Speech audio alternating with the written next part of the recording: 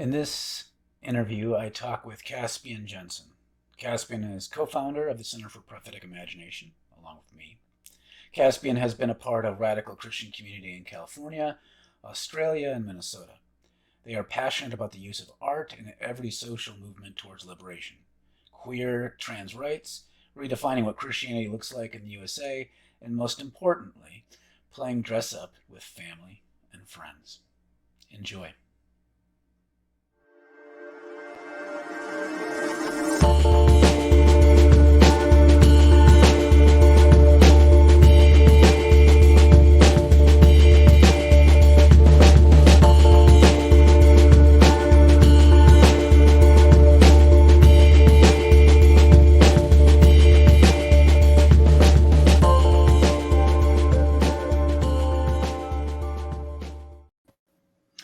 Well, hello.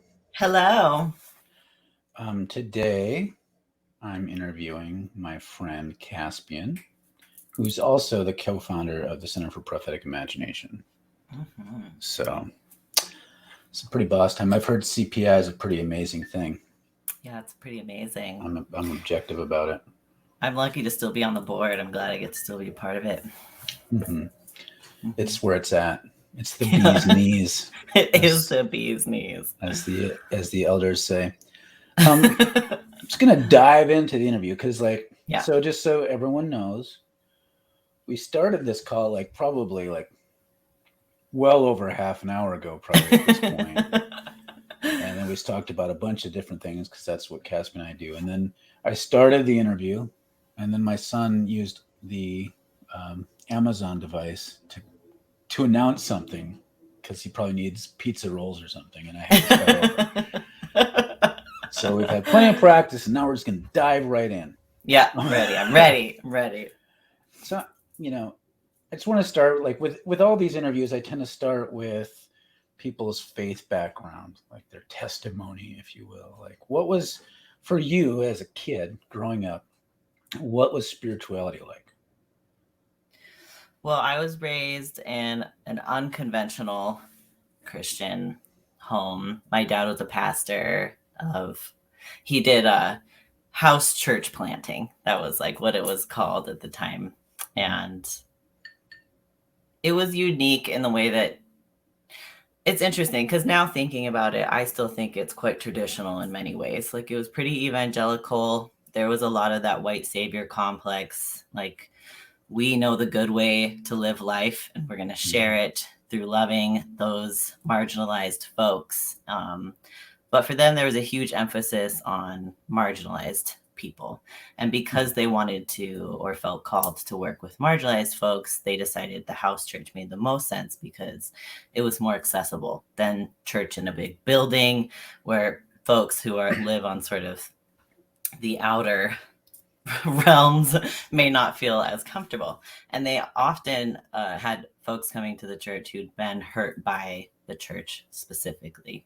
So my home was church. My dad was also the pastor. I was very immersed in that, their religion and the way that they lived out their religion. I was also homeschooled, so I didn't have many friends that were my age or many friends who were living outside or living different lives and different ways of being. So it was very intense, my upbringing, and it took me many, many years, really until high school, to even meet folks who came from different backgrounds than I did, and to meet other kids who were being raised in similar upbringing, because it was so unique. It felt kind of ostracized me from my peers because no one really understood. My parents were intentionally living under the poverty line for my whole life, and that was a really hard thing to try and explain to people. It was very confusing. It's not great if you didn't choose it for yourself to have to explain it to someone else. Yes, it's very difficult. And it was something I was very passionate about. I was always someone who was really deeply spiritual. And I believed in what we were doing. And I also, as a child, could see the flaws in what we were doing and felt a rub. There was a rub there between the message, the theology, and then the practice of what was happening. I could feel that. but I didn't know how to really talk about it. And it wasn't welcome at the time. My parents now are very affirming of queerness, but at the time they were not. And anytime I tried to push back on some of the theology stuff, I would sort of be told like the devil's influence in a way. Like it wasn't welcome. But they talked often about grappling with God and how it's good to grapple with God. So those are those rubs where it didn't make sense to me. I thought I could, but I couldn't in actuality. It was that kind of and also the other element of this was we were moving constantly because he was planting churches, and so we were constantly on the move. So I wasn't really able to make deep friendships, long-lasting friendships, because of constantly moving. So it made me very reliant on my family and my parents and our religion in order to survive. And it wasn't until high school that things started to expand more. Yeah, and I know your parents, so I know some of the inside stuff, and this isn't about them, it's about you, but just to kind of bring in some stuff that I know that I think some people might not get. Yeah. Kind of the interesting context. Like, so I mean, you were both in the United States and in Australia. Yep. And like some people might think, oh yeah, house church, blah, blah, blah. But like house church really is like if you're particularly in kind of marginalized areas, the idea of having a whole church building is hella expensive unless you're in the countryside. Yep. And so it really is accessible, not just based on who can come, but then it allows your parents to do ministry without having a lot of overhead. So there's something about that. It's kind of like the even cheaper version of the storefront church. Yeah. But at the same time, it's like I know at least your dad was simultaneously evangelical in a lot of ways, although not conventionally evangelical. Yeah. It was still in there. And like as long as I've known him, he's thought of himself as an anarchist. So you had this anarchic blend with a type of evangelical, maybe a global evangelical Christianity, which creates all sorts of tensions, and contradictions. And when they started, they weren't anarchists. They were actually quite more conventional-ish. And they continued to radicalize as I aged to be full-on Christian anarchists, which, it was an interesting journey and created all sorts of unique tensions. And he still remains, in my opinion, quite evangelical and very anarchist too. But in different ways. And then and then with you, like, some of that's still with you. Yes. And I think particularly the anarchist. The better stuff. Like, I mean, you still like, you're still really into Jesus-y stuff, but not, I know you enough to know you're not interested in the institutional stuff. It's about the rawness of it. And then anarchism. I mean, so those came from your parents, but there was this affirming of what they are about and rebellion at the same time. Yes. It was never a full-on cut and run. No, it was a journey. There were when I was, this might be going on a tangent, but when I was in high school and I had my first queer relationship, I remember specifically telling God, I'm not going to listen to you anymore. And I disconnected from my family emotionally. I was still living with them. I was in high school, but I emotionally disconnected from them, and I disconnected from my faith. And so during that time, that was sort of the only period in my life where I did affirm, I'm done with this shit. I don't want to do this anymore. And it only lasted like maybe 6 months before I was like, I can't live like this. That I miss my spirituality. I miss my faith. And I kind of missed my family. Kind of. Yeah. So was the primary, has the primary reason you found yourself pushing against that spirituality throughout your life, has it been around queerness, or are there other things at play? I would say most of my life it was around queerness and the messages that I received around queerness in spiritual and religious spaces. And I think later in my life, like more recently, the last 5-10 years, it's been more like because of white supremacy and the way that the historical way that the Christian religion has been used around colonization, that has created more stress between me and my Christianity. But for most of my life, I think it was the queerness, and that white savior complex. Like I always really struggled with that idea that I had the right answers. That never felt right to me. And that really created, like, the idea of Jesus and the cross was so confusing to me. And as that being such a core part of Christian theology, it was really hard for me to deal with. That was like one specific thing I struggled with too. It didn't feel superior to anyone, or like I actually knew the answers, because I was pretty miserable. My childhood was rough. I wasn't happy. So it didn't make sense to me that I had the right answers or anything like that. Well, and to, bring out another piece, like, I know for some people, house churches are like every Thursday night we get together and have a bowl of soup and bread and do a Bible study. But for you, it was maybe some of that, but then also you'd come out as a little kid and find some strangers sleeping on your couch, or like 5 of them sleeping throughout the living room. Like, it was kind of more moving more towards the direction of what we would call an intentional community, at least within more of that Catholic worker thing. Yes. So when you're a savior about it, you tend to minimize the downsides. Yes. And so I could see how, and for those who don't know, I've been through this as the white savior, and then kind of worked through it in different ways, and rebelled against myself even in ways.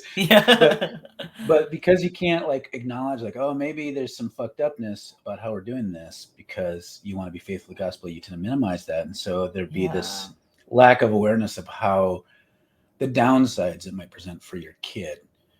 And for your queer kid. Yeah, and also for them, like in their mental health, like my mom had multiple mental breakdowns. My dad, now he feels poorly about the way that he fathered us, and he's said that, and it's been really healing to work on that with him. But he was very absent because he was so busy putting out fires, so busy dealing in this a place of chaos, of people needing immediate, urgent help all the time. So it created this, that was sort of the lived experience of it. Felt more like chaos, less like we were helping everyone. There was no abundance of overflowing. There was just constant scarcity. There was not enough of anything. It didn't feel like there was enough food. There wasn't enough to give to their kids. There wasn't enough to give to themselves. And so I think it negatively impacted everybody in some way.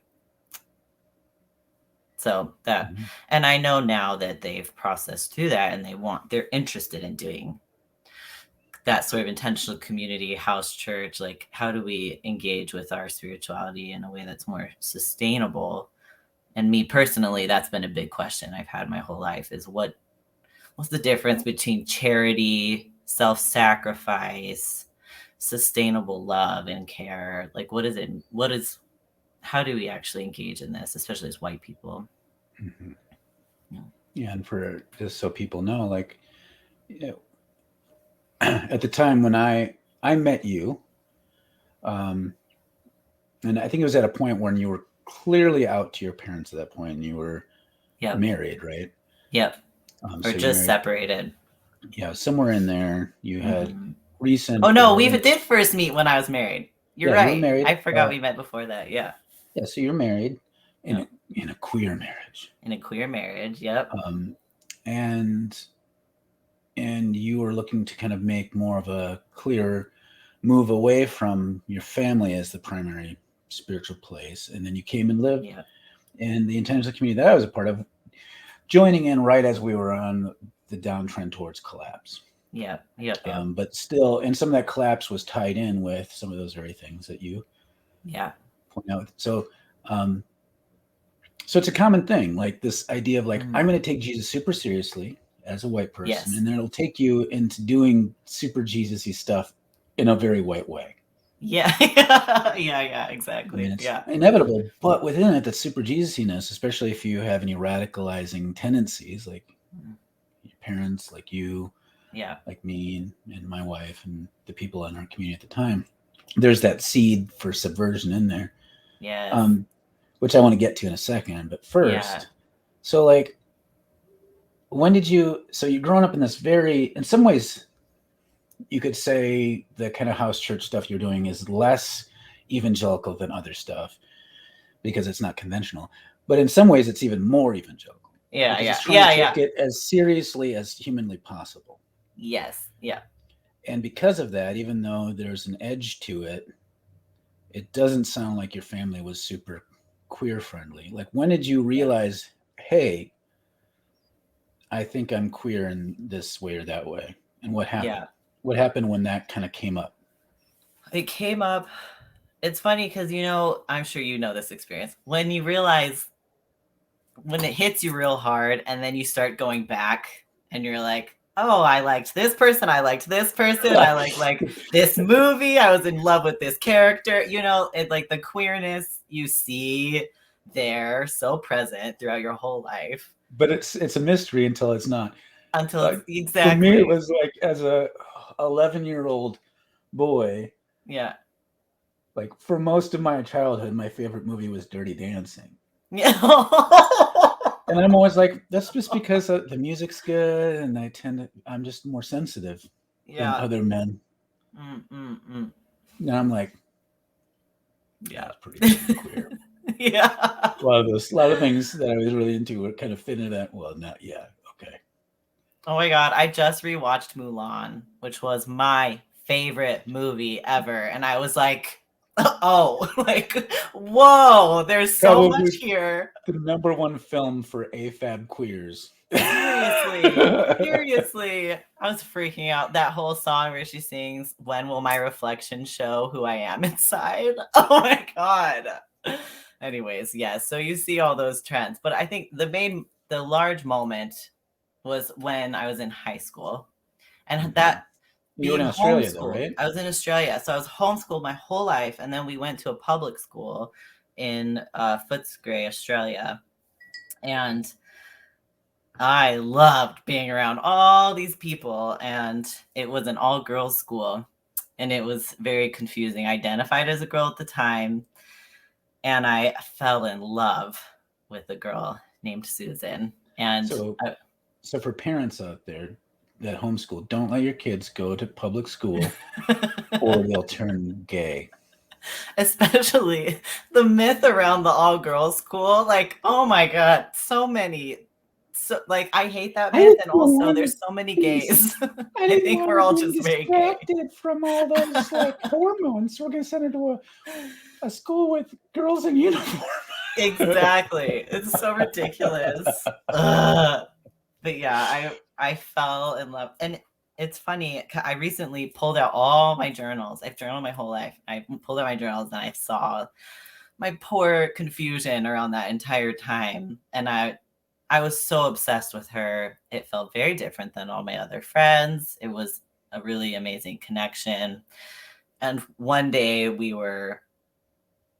I started I asked my Muslim friend Samira, I was like, what's like the Muslim belief around queerness? And she's like, I'm not sure, but I know for me, it's just, I won't judge anyone who does that, but I don't think it's right. And I'm not going to ever do that. And I was like, yeah, that's how I feel. That's how I feel. And so I was like asking people all these questions because I obviously was starting to become aware that I had feelings for Susan.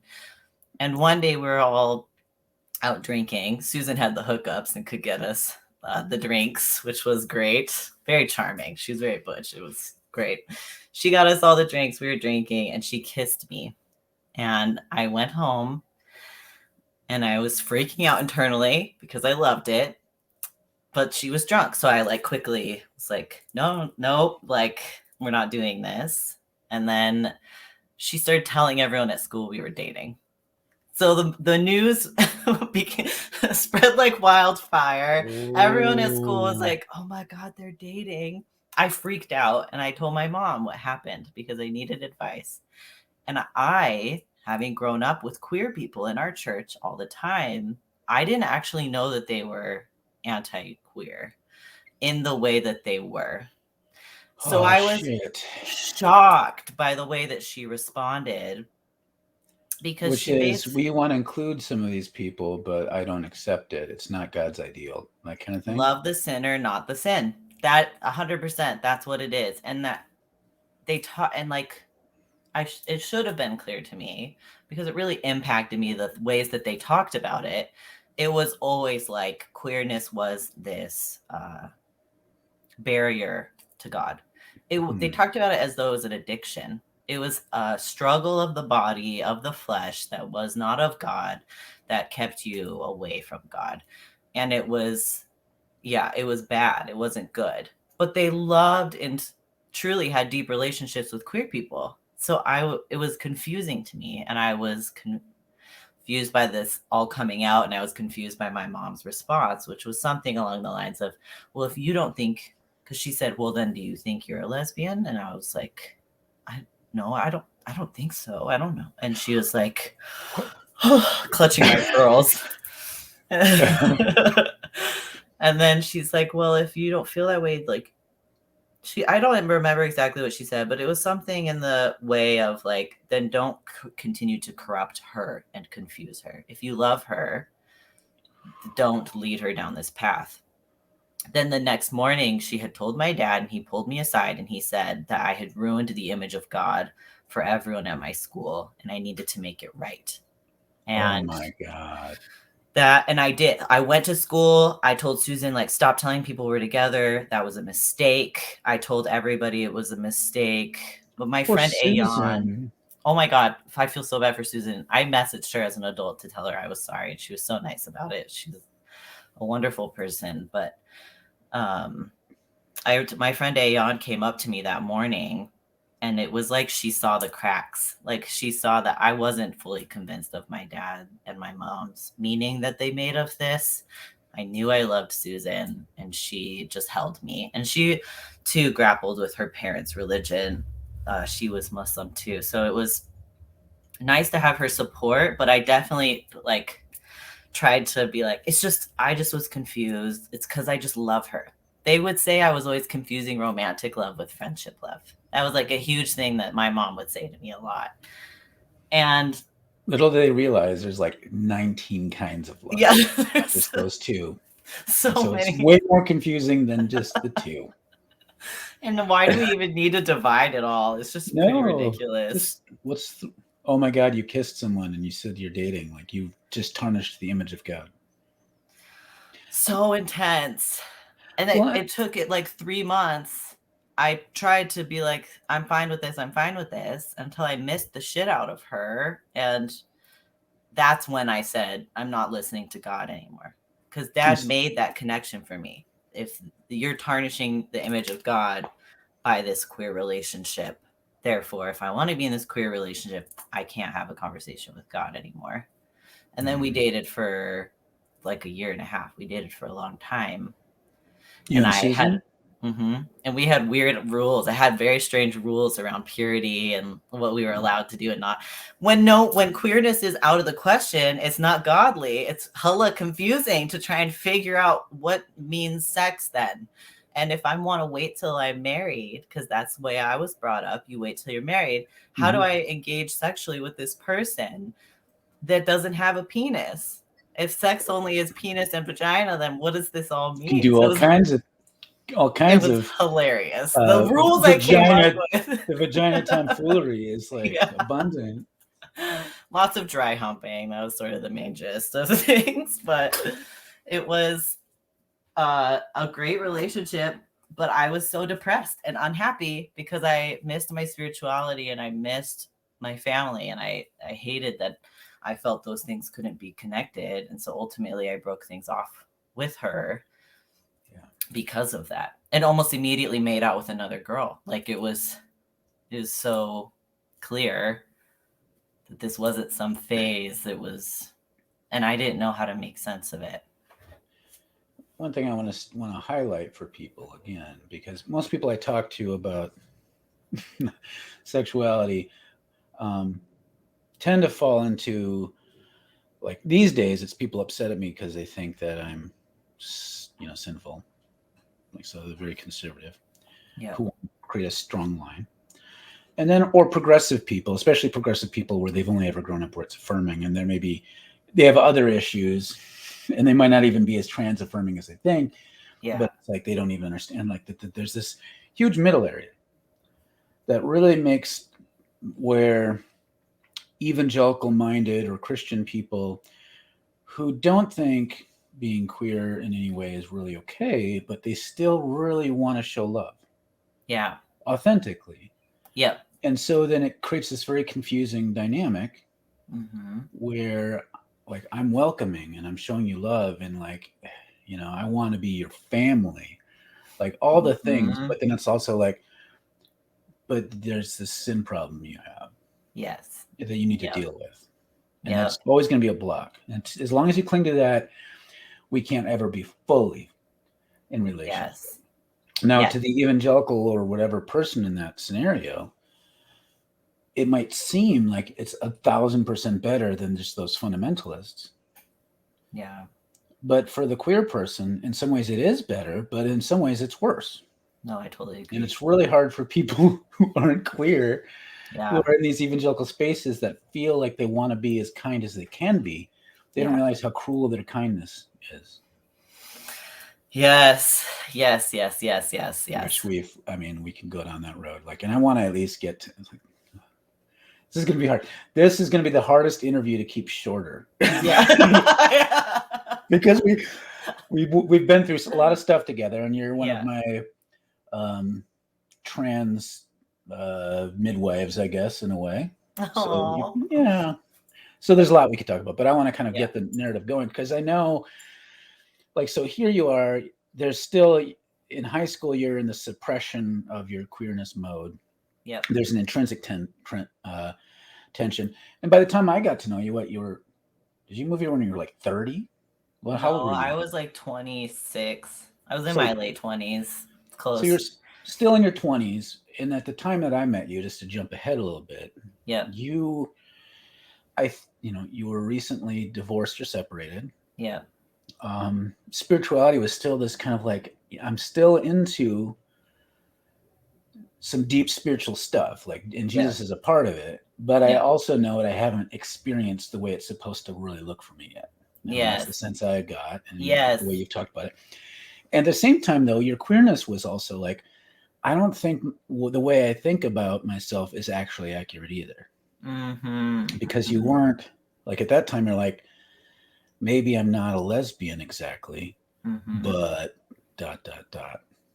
And so so I knew I wasn't a lesbian. Even when I came out and got married and was in a lesbian relationship, I never called myself a lesbian. What did you call yourself? How did you think about yourself? What description would you put on it? If someone made me give them a thing, I said I was bisexual at the time. But even that I hated. I was like, I'm in love with this person. This is the person I'm in love with. Like, I hated this idea of picking a label. It never felt right to me. And so I think in a very real way, it was because my identity as a woman was not feeling accurate. So how do I decide what my sexuality is then? Because that's the parameters I've been told. You're a man loving a man, you're gay. If you're a woman loving a woman, then you're a lesbian. If you're a woman who likes men and women, then you're bisexual. That was all I understood around sexuality, and it didn't feel right. None of it felt right. And so I often would just say, I just love who I love. Like, it would just be I don't want to do this because nothing felt right to me, until I discovered the word queer. When I discovered that word as like in its new form, that a lot of queer activists had claimed this word and were using it again, I was like, I'm using that word. And I've used it ever since. That was a word that made a lot of sense to me. And just, I haven't been really describing terms too much in the other interviews, but first of all, I'm thinking of putting this one first in the sequence because our relationship has been pretty formational for me. which is, but also like, I know it hits on so many of these levels. Yeah. That like, I just like want to take like, I've noticed there is a generational thing to it, not exclusively, but that's part of it. Like queer is like, so basically for those who are like, I don't like, so for a long time, people threw the word queer out as like saying, you don't fit in anywhere. Yeah. Like that's basically kind of what it means. And then all of a sudden a bunch of people said, you know what? You're right, motherfucker. I don't fit in anywhere. Yeah. And so that's kind of what happened. That's what, so it's like, I don't want to. Yes. Like there's a little bit of that. Very radical. And so queer, owning queerness then became this thing. It's like, you're right. Because what fitting in means to you is toxic as hell. Yes. In fact, queerness, and then you get this next generation after the claiming of it, where it's like, well, queerness is about sex and gender. But more than that, it's like a lens for trying to fuck up it all.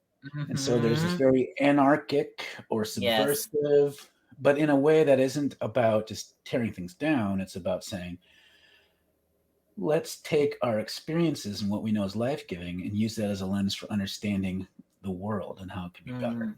Right. And that's how I understand. So like, for those of you who are like, I mean, I understand these young people use queerness, but I don't, you know, that's so owning that. And the nice thing about queerness as a term to own is it's like going to a store and buying a hat that's one size fits all.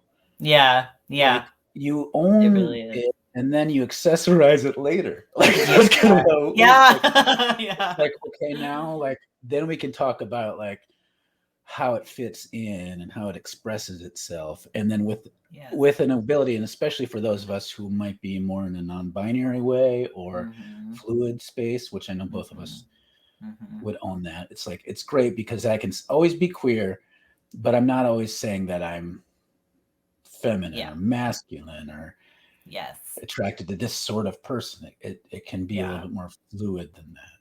Yeah. And it really, what I love about it is the fuckery of it all. The way that it's like, I'm not subscribing to the ways that you're describing sexuality and gender. Like I don't want to use your terms to define myself. And that's what I like about it. It's very like, I'll define myself by my own terms when I want, like accessorizing it. If I want, I could go into these details, but overwhelmingly just being like, I'm queer. It's like, I define myself by my own terms.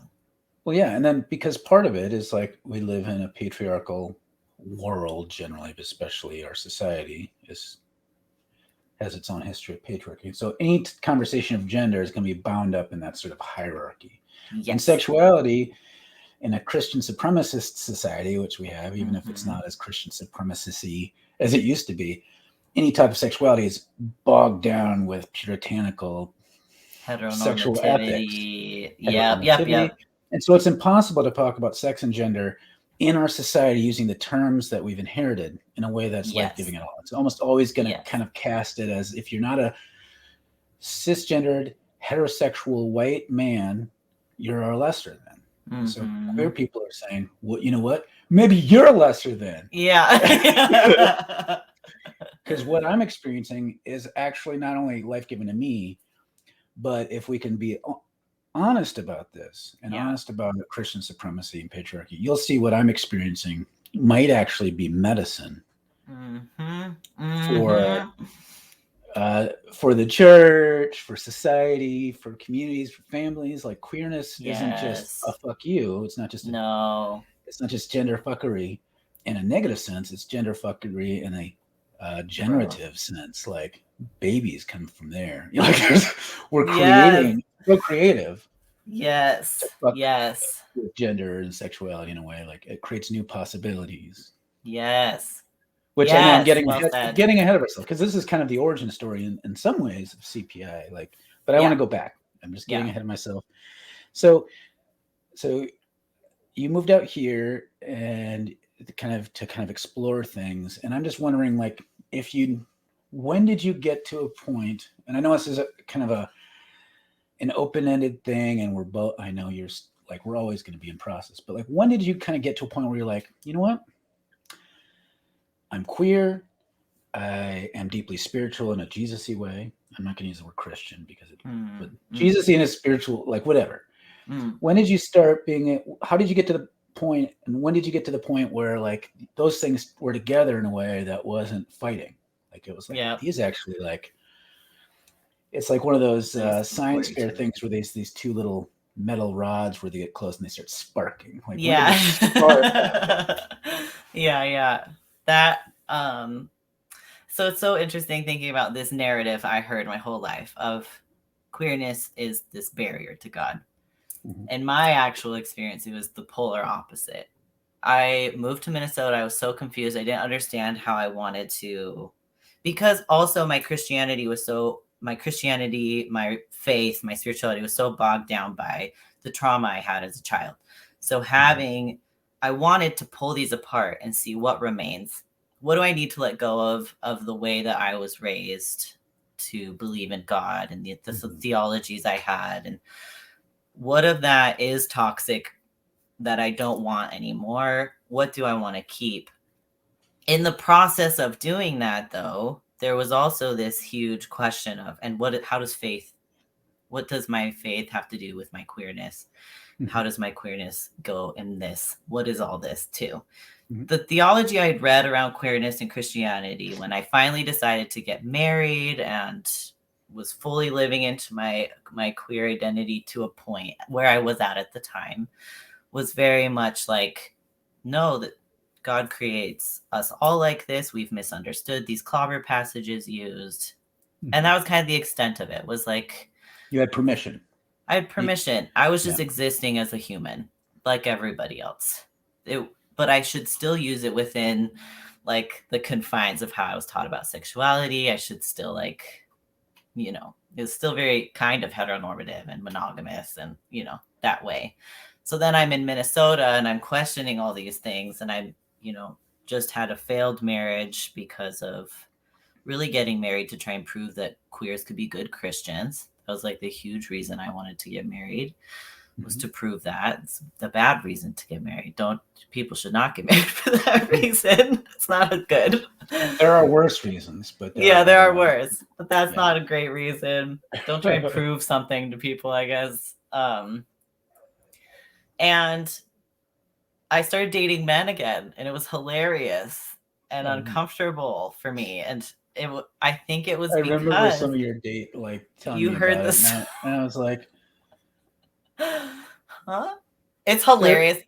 There's like it kind of made sense, but also not. And there's some weird. It just felt confusing and messy sounding in a way that was unique. Yeah, it was very messy. And most of the people, one of the people I dated they don't identify as a cis man anymore. I found out my first boy kiss that I ever had, that person's a trans woman. Like, I just find out later. These are all queer relationships. We can't name them. Did you cause that? Probably. Well, that's another weird narrative. Wait a second. You, like, when you lived in our house, you lived in the room that is now my room, and so you had lingering essence, and you're the reason why I'm trans. Yeah, probably. That makes the most sense. It is like a virus. Your queer, like, fumes were still permeating the walls. Yeah, definitely. So, everything I touch becomes queer. You're like Queen Midas or King Midas, or like, there's got to be a king queen term. What is that? No, there is one. But anyways, let's not try and remember that. That'll take too long. Yeah, good. Take us afield, yeah. Okay, so I'm in this place. The main question I have, though, at that time in my life was, why did my marriage fail? I didn't understand completely why. I knew there were some messed up things in the relationship, but I just knew whatever was going on, I couldn't figure it out in the relationship. So I'm in Minnesota trying to figure out what's going on.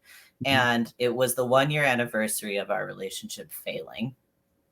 And I'm on YouTube just putting music videos on to try and drown out the sound of me crying. Because at the time I was in the room upstairs at your place, which is like everyone can hear. Yes, everyone can hear everything from that room. So at the dining room, it's hardwood floors. It's an old house. It's echoey. So I'm playing videos just because I'm sobbing, and I don't want everyone to know I'm sobbing. I always thought it was just really bad music. I was like, I don't understand why they layered in that sobbing sound. some white noise of just sobbing. Mm-hmm. But I stumbled upon a music video by Ruby Rose. Now I think it's called Break Free. And it's of a video of a person who goes through some kind of gender transformation. And I watched it, and then I watched it again, and everything suddenly made sense. The way the dysphoria I was experiencing in my marriage, because that was my first long time sexual relationship. It was the first time I had been that close to someone in many different ways. And all these feelings of gender dysphoria were coming up, and that I also projected on her. I just had felt so confused. I thought, I must be straight. Maybe they were all right. Maybe I'm straight and that's what's wrong. And then I tried dating men, and I was like, maybe I'm just broken. I don't know what's wrong with me. I don't understand. And I'm watching this video of this person who's, taking off nail polish and who's cutting off hair and binding their chest. And I was just like, oh my, this makes complete sense. And then I did the thing where I went through my entire history, and all these things clicked into place and made so much sense. And trans, though, didn't make sense to me, because when I would look on Instagram or Tumblr, it was very binary. It was man to woman, woman to man. It was extremely binary. And I was like, I don't feel this at all.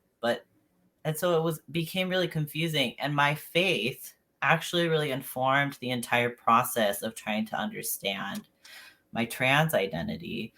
It was, this togetherness. And as it was happening, as I was like, I need to shave my head, I was doing these things to myself to feel more gender euphoria that were actually felt deeply spiritual.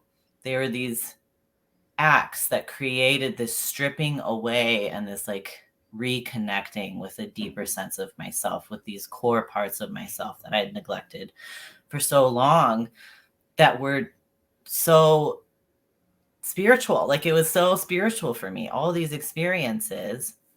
And I remember I kept asking myself, why would God make people like me? Just is God some cruel asshole that just makes people who are going to have really difficult lives, who, are born in the wrong body? Because that's what I was told about being trans and experiencing body dysphoria. It's about wrong-bodiedness. And rather than co-creation, which is something I believe now. But I was meditating outside one day at an event we were doing through CPI, and that question came back to me of wondering, why would God make someone like me? But this time I had an immediate answer, which was to bring you closer to me. Mm-hmm. And that changed that was one of the most life-changing moments. And it was just a meditation, and I heard this response, and it was that it was my queerness was actually a bridge to God. It was this connection, not a barrier, which is what I had heard my entire life. And then it was through transitioning physically. It was through, did I ever tell you that I got top surgery and the table I laid on was a cross? It was literally the operation table was a cross. It was all these moments of amazing significance and impact that combined the worlds of my faith and my spirituality and my trans identity and my queerness. And they became deeply connected. And I became so much happier, so much happier as a person. And suddenly it didn't matter if I like girls or like boys or whatever, because it was more about me. The question was about me and what was going on with me. And as I started researching rites of passage around getting top surgery, what is a rite of passage? What are these traditions? What are these spiritual traditions around growing and shifting? And as I started trying to understand, what are shape shifters? How do I see that in the Bible? What are these things that I was making sense? My religion, my spirituality was making sense. Everything really just within that. It was over the course of a few years in Minnesota. Mm-hmm. Physically transitioning, going on hormones, getting top surgery, changing the way that I'm dressing. Through that process, I was also really deepening my my spirituality and my connection to the divine. So they really went hand in hand for me. I want to take a step back again, because like this is your story, but you know, in some ways there's a huge overlap with my own. Like, yes, part of, because you know, you moved here, and yours like, you were coming with an exploration mindset of like, I'm leaving this marriage, and I thought I was a lesbian, but I'm not, at least not in a particular way. And I'm leaving this kind of the way of doing church that I've done with my family to see like, well, what does spiritually look like for me? And I was living in one kind of community. I don't want to move past that, but I want to live in a different. So there was like all these questions. And at the time, the community that Amy and I had founded, the Mennonite Worker, had in recent years, like a couple of years before, made a hard line of like, we affirm LGBTQ folks, and it caused some people to leave. But like, there's a big gap between affirming LGBTQ folks and centering queerness as as not, doesn't have to be but a way of experiencing humanity and the divine. So there was no centering at all. Still, and because of that, when you came, like, raised questions to me, but I thought it was, this is, to me, it was almost like I was like all of a sudden like a little boy who had used one of those kindergarten crayon box sets, and then they got one of the middle school ones that's really big and comes with a sharpener on the side. You know what I mean? Like, wow, there's more. And so it's fun, and no idea like that there might be reasons why I found it so enjoyable. It also helped that you are an artist, so you were engaging all of this in very creative ways. So to me, it's great.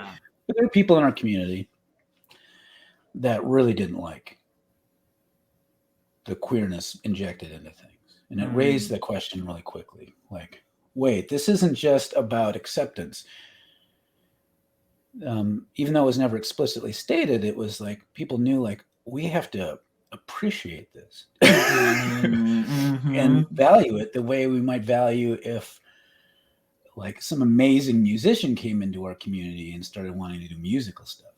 It's like, totally. And that's a gift, but queerness is just like, at best, it's like this thing that you know, it's like you can, you know, maybe you need to move beyond tolerating it, but not much. It's just tragedy that happens to someone, and you need to be sympathetic. That's a really good way to put it. Like, which is how most open and affirming churches are. Period. It's like sympathetic. It's like beyond tolerance, but only to sympathetic. But here you were. So like, and it just so happened to coincide with the fact that the intentional community, for the most part, like, we had been never economically thriving, but we were a numerically, energetically thriving community for a while. Community houses, but that was coming to an end.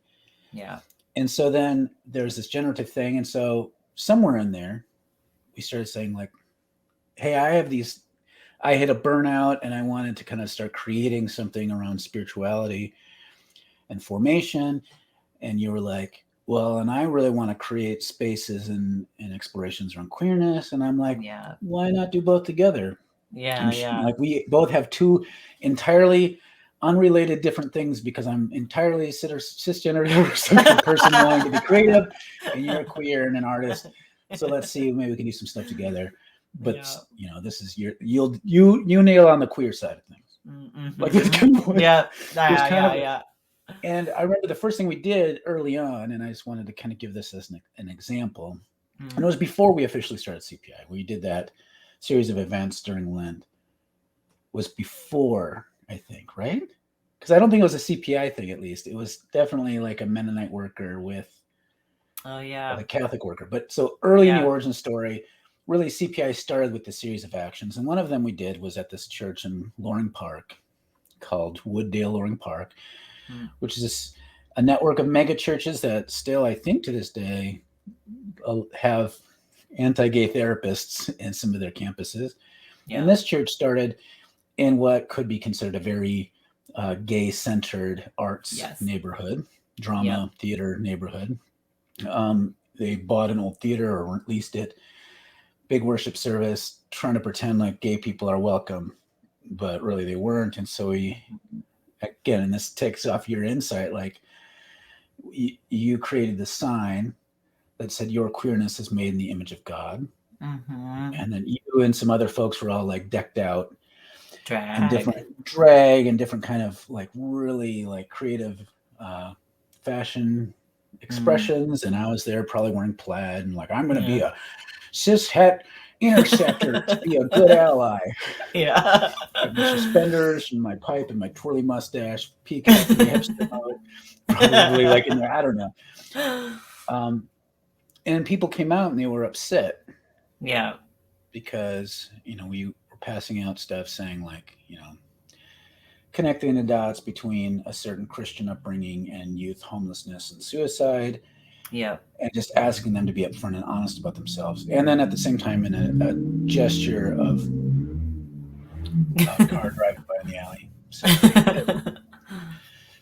and at the same time, we were handing out that stuff. We were in a spirit of being and of fellowship, I guess. We were offering foot washings and communion, which most people didn't do.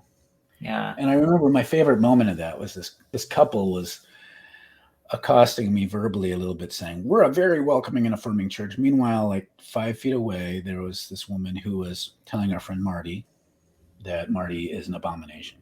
Yep.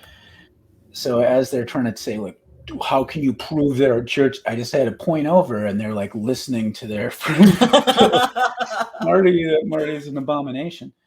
And it kind of made it clear.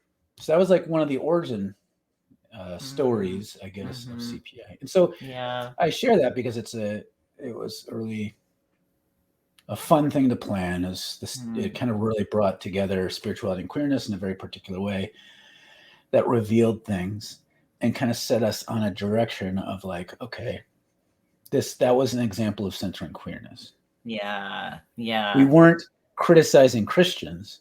We were out Christianing them. Yeah. Like we were saying, this is what God is about. Not saying, we weren't anti-God. We were like, more God. And so we continued to do stuff like that. And you'd kind of pioneered this quarterly thing called The Turning, where we had more of a queer-centric worship and arts experience and did these things, which to me still is like, and the funny thing is like, that was mostly you experimenting and trying to figure out some stuff. It was you a lot too. Yeah, but it wasn't like, it was still exploratory. We hadn't figured anything out, but it still stands as this thing of like, most places that say they're queer centering don't even go that far. Yeah. So it still stands in my mind as this like fairly rare experience of like, what does it take if we push things off the table and say, what does centering on queerness look like in this way? Yeah. And it's great. So I'm just wondering if you wanted to share, like, I mean, I talked a lot just trying to set the stage for CPI and all this stuff, but like, what are some of so that was really you kind of starting to come into your own of bringing these things together in a way that was very public, at least to some people around you, that clearly influenced people. Like, I might still be closeted in myself. Probably. I'm almost certain I would have been. I think there are a lot of people that were queer friendly who probably realized they weren't as queer friendly as they thought. It gave people permission to see things, spirituality in a different way. So even that small season cracked open possibilities for folks. So it shows, it's a proof, it's a case study in showing the reality that queerness can be a spiritual gift. Yeah, I like that. Yeah, that's true. So I'm wondering, like, if you have any, like, how was, like, any of your experience or thoughts during that time? Like, because we only did it for a couple of years. Yeah. I think, so much of it makes sense if you think about the way I was raised, where we would go to conferences and talk to people about the way that we were doing life. It was always very public. It makes sense to me that I didn't feel very uncomfortable doing this in such a public way. And a lot of what I was taking inspiration from were sort of the queer ancestors I was learning about. It was, was learning. I had been in a gay relationship, queer relationship for so long, and I never knew what actually happened during Pride, why Pride started. I was learning so much, like all at once. And I was also starting to learn more too about the Bible and scripture and different religious traditions, and then more pagan things too, like the solstice. And I know, how dare I? And incorporating this like nature with the Christianity. And I had a couple friends, including my current partner, who were trans or queer in some way. And it was just this explosion of ideas. And mostly what I wanted to do was be in drag. Like, I felt like when I was in drag, my whole life made sense, because I feel like I've actually been in drag my whole life. And it was this channeling of this history, of this lineage that it was celebratory and mournful. It was everything. Whereas I think the emphasis I was seeing a lot in Christian queer spaces, or in queer spaces period, was so much grief and mourning for the ways that we historically have been harmed. I wanted, though, to connect with just pulling up that, that's like, my this is, first drag. yeah, that was your CP, it still is your CPI, like, bio picture, but just because people want to see, like, yeah, Caspian would do all kinds of different looks, and this is one. Yeah. Kind of early classic, from the early classic Caspian period. Yeah, I did lots of different ones. We did one of the turnings. Every turning that we did, we told people, come dressed in drag. And that the same happened at my wedding. It was our invitation said formal flamboyant. It was like, I don't care if you're gay or not, come dress, come dressed in these ways. And it was amazing to see people. Like, one of our mutual friends wore a skirt for the first time in his life, and he went to dinner before the wedding, and he was telling me about what that experience was like. And it was mind-blowing for him. And I wanted so badly, like, I don't care if you identify as queer. There is something in this queering that is accessible to everyone, that is powerful and divine. And I wanted everyone to be able to engage with that. And I think that was just pouring out of me. And also simultaneously, what's happening here in this time, like at that time of my life, was I was really hating this idea of charity, but this was feeling like a way of helping, of supporting growth that wasn't charity. It was, let's grow together. Let's explore together. Let's celebrate together. Let's mourn together in this really like full queer way.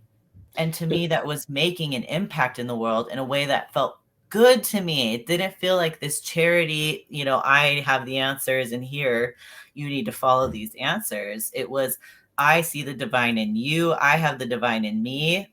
We need to put this on blast. Like, this needs to be out and celebrating and talking and moving through this queerness together. And I don't care what your background is. I don't care what you identify as now. I want this to be for everyone.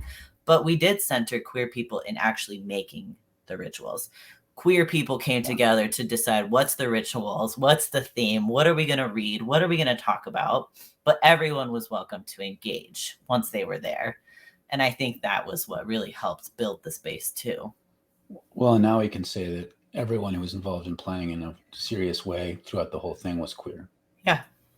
But even though for a while I thought, it's so funny, like, in retrospect, there's so many times I've been the one cishet person in a queer space, kind of somehow being the token cishet person. I'm like, I don't know why, but I just feel more comfortable here than with other people. It's because I'm such a great ally. I never viewed you as an ally. And I remember you would literally be saying like, oh, like, let me know if I'm overstepping. Like, I'm here as an ally. Like, you didn't want to overstep. You wanted to make sure the space was for queer people. And I remember always being like, you're queer. Like, I felt like I saw that. You're very queer. Maybe, I don't know what, like, you'll end up identifying as, but I could feel that energy from you. And it never felt like a cis white dude trying to take over spaces at all. You were queer. You were No, my fellow queer. I always felt queer somehow, but I didn't know either. But just because I knew we'd end up talking a long time, and I want to keep this from turning into a 2-hour interview. Yeah. But so many, there's so many little bits and pieces. Like my brain's afire, because like even just the idea, like because you're entering into these sorts of worship experiments through the turning as an artist, but also once you start talking about queerness, um, if you're talking about gender expression, then there's a physicality tied into it. There's often this affirmation of sensuality is not a negative thing. There's also there's an intrinsic performative piece, because every queer person has had to perform to fit in, but then all of a sudden these skills get unleashed. Like once it's okay, like you don't have, there's no fitting in. It's about, well, let's point it in a way that's more fun. Then it creates this environment where things like ritual and costumery and things that have always been a part of spiritual traditions come into it, but in a way that's much more vibrant and fun than just going along with stuff. So we did all kinds of, it was always about like, even if people didn't come in direct, there was almost always some sort of stuff that people could put on. Yep. There was always some sort of ritual going on where something transitioned. Often the easiest thing would be like writing something on a piece of paper and burning it. But it's still like you're turning something from one thing to another thing. And all these themes that are both very spiritual and we're almost always explicitly Christian in a way. Yep. Yeah. But super queer. Like it was just this bringing together, and it always made sense. It was never contrived. No, I miss it. Yeah, I've been thinking about it too. I'm like, and I know there are reasons why we stopped, but I'm like, also like, well, turning part 2 has to come up sometime, I'm sure. Yes. And we still scheme. Like people, we still scheme about stuff all the time. It's just never seemed like the right time to pull the trigger on anything. I'm just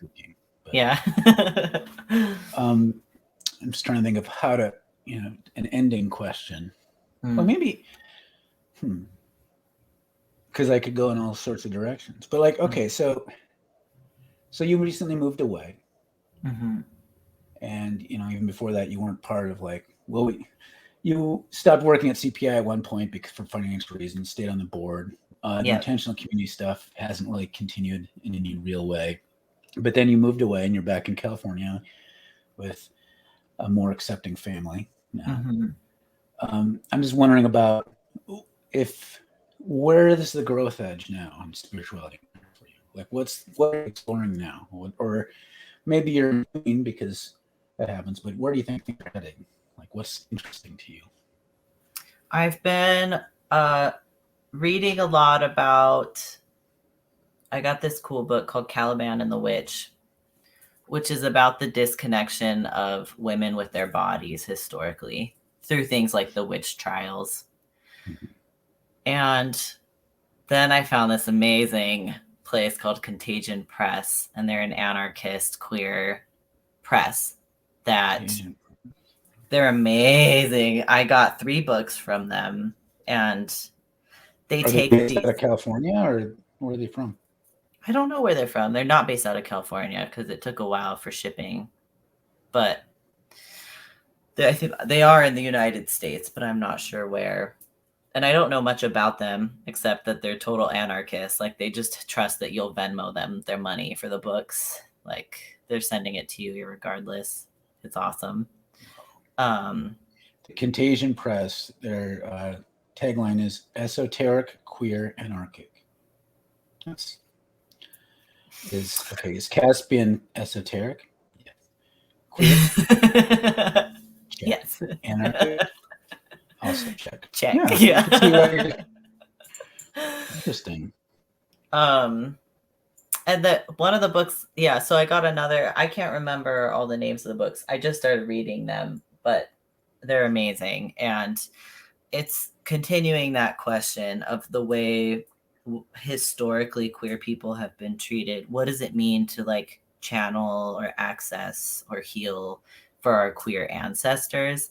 I've been really interested in ancestral work. What does that mean coming from a group that's been so traumatized and historically brutalized. And how have we shown resiliency? How have we celebrated? What does it mean to heal those traumas as a queer now?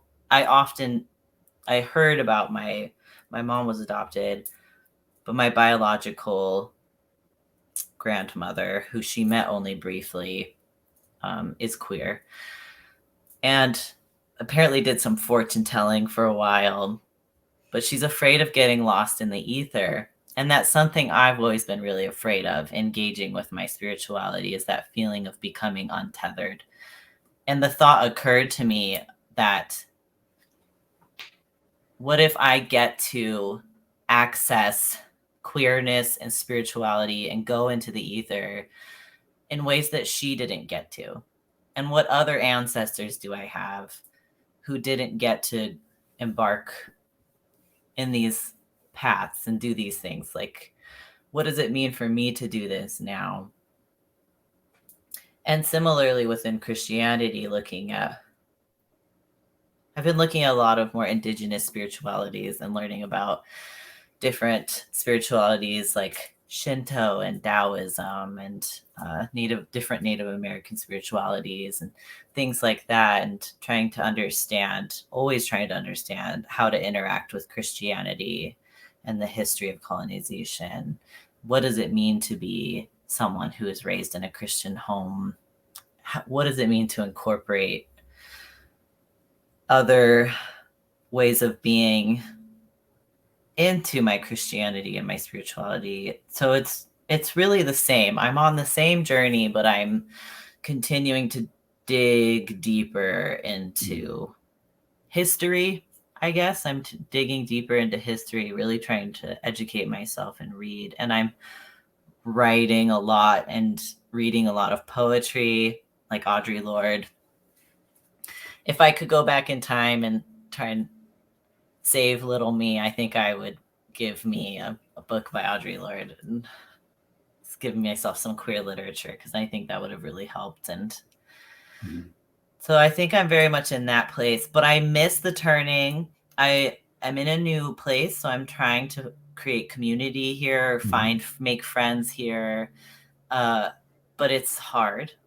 And I've been thinking, what would it look like to do something online, to cultivate like the turning online?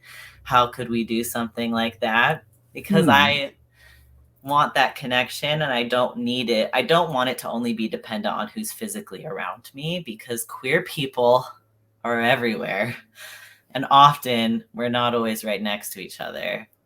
So that's something I've been thinking about too, which I thought you might be. Yeah, we've talked in those directions before, and to me, something hybrid of like, finding ways to nurture place-based stuff, and then also, but having it primarily held as like this digital commons. We'll talk. Yep. People ask me about that, and I'm like, and I'm in a discerning mode as a baby queer, but also not entirely new to queerness either. But I also kind of like, the instinct, the white savior instinct of like, okay, there's a need, so I'm going to go fill it. It needs to be balanced with discernment, but at the same time, like, there's need. Yes, and it's hilarious because I don't really think about the need. I'm just like, I want it. Like, I miss that space. I need it. So then there's other people who will benefit from it. I thought you were a little more selfish. Yeah, I guess so. No, but that's a whole other thing of like the part of white saviorism is a pathological tendency to not affirm one's own needs. Yes. And I don't like that. So many directions we could continue talking on, but this is great, and it also sets things up for like, well, maybe some stuff will be coming out in the future. Some schemes, so maybe. Yes. But thanks for talking with me, and this is actually chronologically the last interview, but it's going to be shared as the first one. Yay. And so it's been great. Part of the whole process that got me into this spot. So thank you. Yeah. And I'm sure we'll just we'll talk later about all kinds of things. But as far as interviews are concerned, the interview is done. Thank you. Thank you for interviewing me and having me here. I love talking about myself. It's great. I know you love talking about yourself. I also love talking about myself. So I'm glad we can talk about ourselves together. Yeah, it's great. Okay.